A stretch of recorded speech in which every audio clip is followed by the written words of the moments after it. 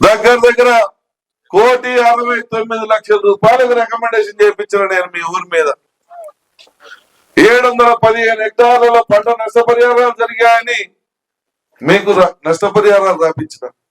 మరి వైఎస్ఆర్ పార్టీ ఒక్కడు రావాలి కదా, రోడ్డెక్కి మీ ఇంటికి వచ్చి ఏమయ్యా మీ ఇంట్లో కప్పలు వచ్చినాయా, పాములు వచ్చినాయా, తేళ్లు వచ్చినాయా, తుఫాను వల్ల ఏమైనా ఇబ్బంది పడ్డారా, మీకు ఏమైంది, మీ పంటలు బతుకున్నాయా చచ్చినాయా, పోయేద్దాం పాండి పొలానికి రాండి అని ఒక్కడు వచ్చిండమ్మా, ఒక్కడు చూసిండమ్మా, ఒక్కడు పంపలో నుంచి బయటకు రాలేదు. ఇప్పుడు మాత్రం తప్పెట్లు కొట్టుకొని ఊరు తిరుగుతూ మెడికల్ కాలేజీలు ప్రైవేటీకరణ వ్యతిరేకం అని చెప్పాల్సిన తిరుగుతాం. అంటే మోందా తుఫాన్ అప్పుడు ప్రజలు కష్టాల్లో ఉన్నప్పుడు గుర్తురానటువంటి వాళ్ళు మీ స్వార్థం కోసం మీరు ఏదైతే ఈ ప్రజల మీద బలవంతాన రుద్దించాలని చూస్తున్నటువంటి,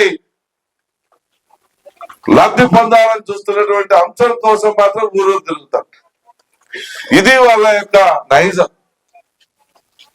ఇక్కడైనా గ్రహించండి, తెలుసుకోండి.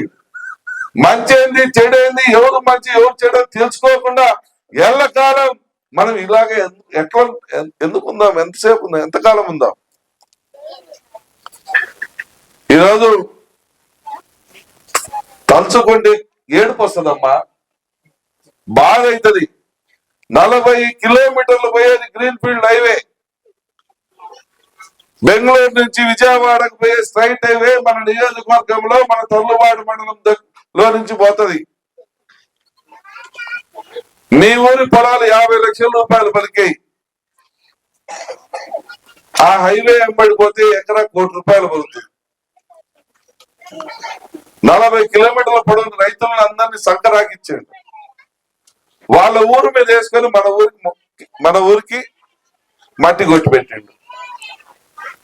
మన రైతులందరూ సంకరాగిపోయారు. అయినా ఇంకా సిగ్గు లేకుండా వాళ్ళకి ఓట్లు ఏమని అడుగుతారు మన వాళ్ళు. ఏంటి దుర్మార్గాన్ని ప్రశ్నించరా, దుర్మార్గాన్ని అడగరా? అడగండి, రమ్మనండి, ఆయన సార్ కొనికాడికి ప్రమాణం చేద్దాం.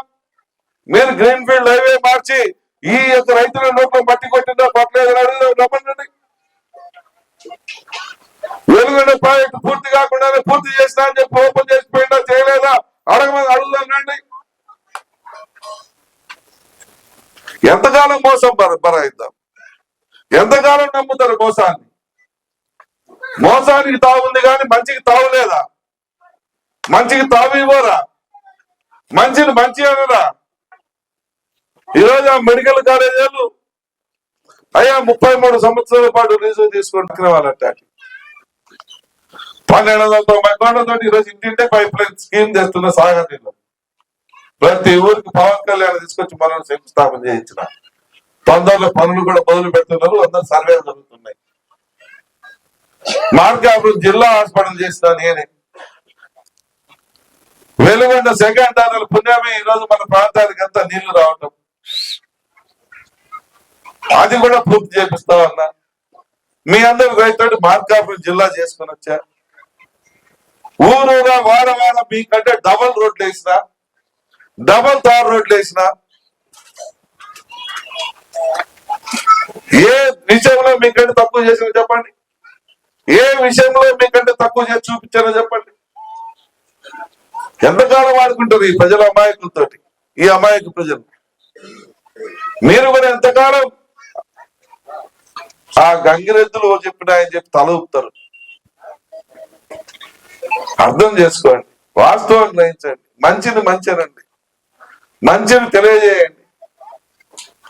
మంచిని మంచి అనంటే ఇంకా 10 పనులు చేయాలనిపిస్తుంది, ఉత్సాహం వస్తుంది.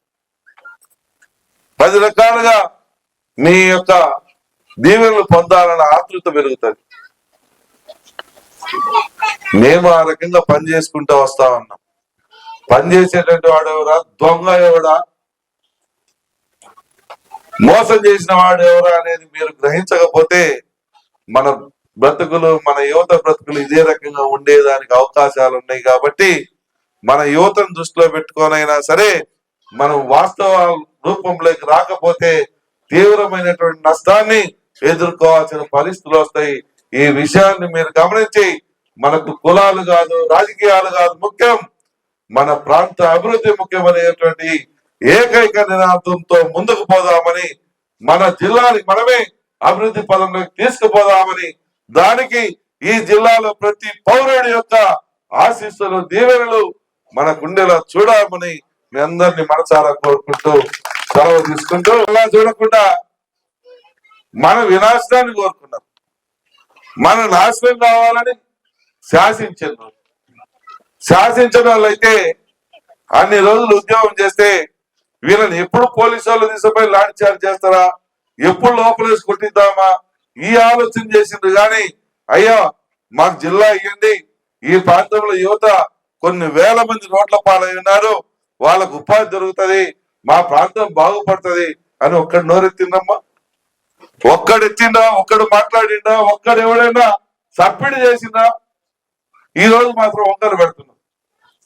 మన నాశనం కోరుకున్నారు, మన పిల్లల భవిష్యత్తు గురించి ఆలోచన చేయలేదు.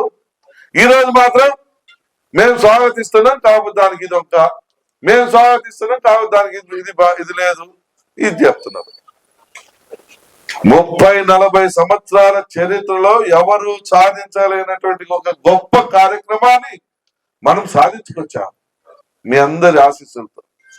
దీన్ని స్వాగతించాలా, స్వాగతించకపోగా వంకలు పెడతాం. మేము చంద్రన్న మార్కాపురం జిల్లా అని పేరు పెట్టాం అందరం అనుకొని, ఎందుకంటే ఆ రోజు చెప్పుకున్నాం, మనకు అనుకున్నట్టు ఆయన కూడా ఇచ్చాడు, ఆ మాట కట్టుబడి మనం కూడా అదే ప్రకారం పేరు పెట్టుకుందాం, తప్పేముందని చెప్పి అనుకున్నాం. ఆయనేమో ఒక ఆయన బతికినాయన పేరు ఎట్లా పెట్టుకుని మాట్లాడిండు. ఆయన మాత్రం జగనన్న కాలనీలు పెట్టుకోవచ్చంట, జగనన్న బనీళ్లు పెట్టుకోవచ్చు, జగనన్న గోరుముద్దలు పెట్టుకోవచ్చు, జగనన్న స్కూల్ బ్యాగ్ పెట్టుకోవచ్చు, జగనన్న చెప్పులు పెట్టుకోవచ్చు, జగనన్న డ్రాయర్లు పెట్టుకోవచ్చు. మనం మాత్రం ఆ దేవుడి పేరు పెట్టుకుంటే, చంద్రన్న జిల్లా అని పెట్టుకుంటే మాత్రం తప్పు. మనం నాలుగేదా లేకపోతే తాటి మట్టడం అది. ఆ నాలుక మీద వార్తలు పెట్టండి అమ్మా, మీరన్నా వార్తలు పెట్టండి. అప్పుడు కానీ సిగ్గురాదు ఇంకోసారి ఇట్లా మాట్లాడితే వార్తలు పెడతారా మార్కాపురం వాళ్ళు అని చెప్పి. ఇంకొక ఆయన ఏమంటాడు, దొనకొండ లేదు కాబట్టి తీసేసినట్టుందంట, తల తీసేసినట్టుందని మాట్లాడి. ఈరోజు రిలయన్స్ కట్టిస్తున్నప్పుడు మన కొలకనమిట్ల మండలంలో 3,000 కోట్ల రూపాయలతో 3,000 మందికి ఉద్యోగాలు వస్తాయి, 30,000 మంది రైతులకు అది ఉపాధి చూపిస్తుంది. అంత పెద్ద ఫ్యాక్టరీని తీసుకొచ్చి ఆడ కట్టిస్తా ఉంటే, దొనకొండ ఉంటేనే వచ్చిందమ్మా ఫ్యాక్టరీ. దొనకొండ ఉంటేనే మనం ఫ్యాక్టరీ కట్టిస్తున్నామా? దొనకొండ లేకపోయినా మనం ఫ్యాక్టరీ తీసుకొచ్చినామా? రేపు రిలయన్స్ వచ్చింది కాబట్టి ఇంకా 10 కంపెనీలు వస్తాయి. వెలుగొండ నీళ్ళు వచ్చినాయంటే 20 కంపెనీలు వస్తాయి. ఆ తెచ్చే బాధ్యత నాది. ఇంత సాధించుకున్నాన్ని, ఇంత సాధించడాన్ని ఇంకా కంపెనీలు చేయాలేనా? వీళ్ళతో మాటలు పెడతానా? వీళ్ళతో అనిపించుకుంటానా? వాళ్ళ జీవితంలో నన్ను అనేదానికి అర్హత లేదు.